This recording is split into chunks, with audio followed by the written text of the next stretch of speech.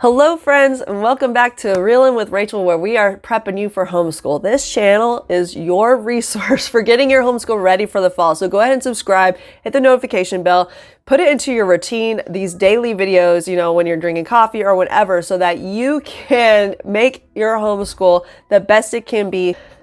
Today we are talking about 5 homeschool must-haves. There are many things that people want to sell you when you're looking up homeschool necessities, like so much curriculum, I guess it should be.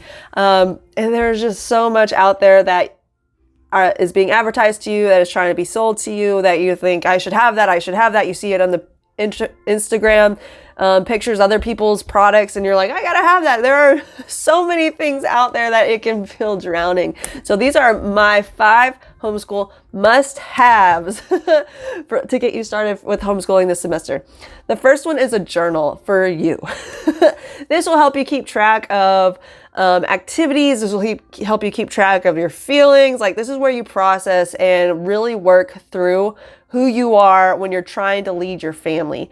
I strongly recommend journals, maybe even a couple of them, one just for your feelings, your mental health, and one for planning or whatever. However, you know how you organize. You've been doing it since you were a kid. Find the system that works best for you, but definitely keep a record of how you are doing, what worked well, what didn't work so well, so that you can look back on it if you need to, but also just let it be a space where you process the changes that you're going through. The second thing I would recommend you have in your homeschool is handheld whiteboards. Just these little whiteboards. Hey Jameson, will you get me the whiteboard, please? Whiteboards are a great resource when you don't have a lot of space for papers. And also, it's a great place for kids to doodle. It's a great place for them to practice stuff. We often practice our spelling words just on these whiteboards so that we don't have to have pages above pages of pages to go in the recycling. It's okay. We spilled water on this, but I picked this up from like the Dollar Tree, and it's just this little white paper inside this plastic sheet. These have worked so well, but you can also get just whiteboards. I really like this one from the Dollar Tree because it's very versatile. Like when my son was learning decimals, I was able to write out the decimals and the place values to give him that crutch he needed to learn where tenths are and hundredths are. This is a square we used for learning multiplication of double digits. That's a great tool for that. If you're using the Common Core mathematics, which I definitely recommend as someone who learned mathematics later in life, and looking back at what they're teaching kids now, I'm like, that would have been so useful. I hear it all the time, trashed Common Core mathematics, but oh man, they are learning, they are doing better. Is it the best? Nah, probably not, but it's on the right path. So you can put these things in it to learn graphing. There's so many things that you can do with these, but also simple whiteboards work, and you can pick them up pretty much anywhere. They're a great tool when you don't want a whole lot of clutter for learning spaces, such as paper and all that stuff. The third thing I definitely recommend for you to have in your homeschool is good read alouds. I will always tout how great a good book is being read to your kids. Oh man, that is the best thing. Even if you don't do anything else for your whole homeschool except for read them some really good books, you did a good job right there. Tap out. You are a good homeschool mom. And they don't even have to be that crazy. You don't have to read Shakespeare if you don't want to read Shakespeare. You don't have to read anything like that. But you definitely want to branch out beyond Captain Underpants or anything like that and read them books that they otherwise may not read themselves. So we've read a lot of autobiographies, historical fiction. Like we just finished Little Prince, which is a great short read. And it really provoked a lot of thinking on my son's and my part. We were talking about all the people he met and how they were different, like kind of nonsensical, but then we realized we see all those behaviors in people like us. And so just reading aloud to your kids, reading good books as much as you can, hopefully daily. Even just picture books are great. Poems are great. Last night we were getting ready for bed and my son was like, can you read me some poems? And we sat down and we did, and it's such a good bonding experience.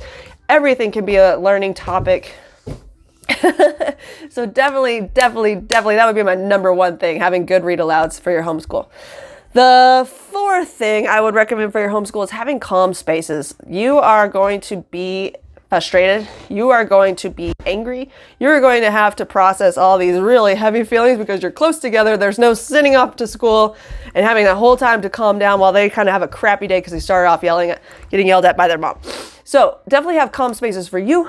Definitely have calm spaces for your kids so that you guys can work through these big issues safely, where you are not escalating when things get tough, when things get patience is lost and irritability rises, attitudes are crap. Like, there has to be calm spaces where you feel safe to go to and your kids feel safe to go to until you guys are able to come back and resolve the conflict, whatever it was. The fifth thing that I would definitely recommend for your homeschool is good parental internet controls.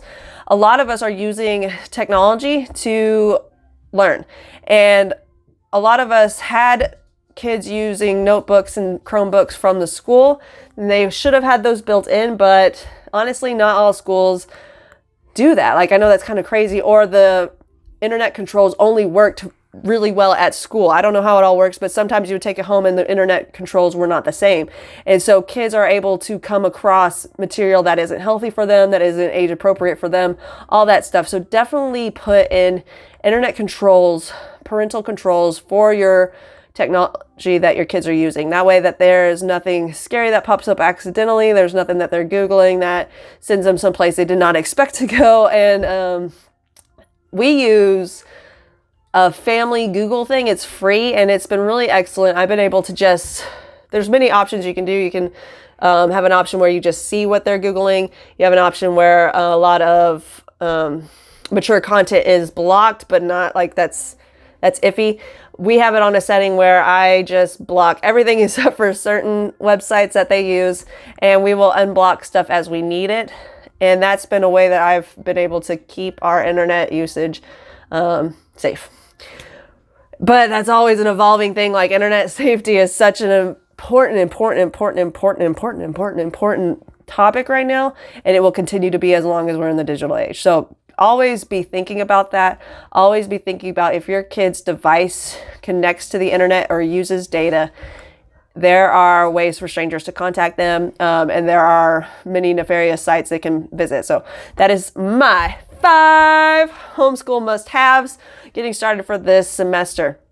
Go ahead and subscribe. I already said that, but do it anyways, because I'm also going to be releasing a free ebook on July 20th.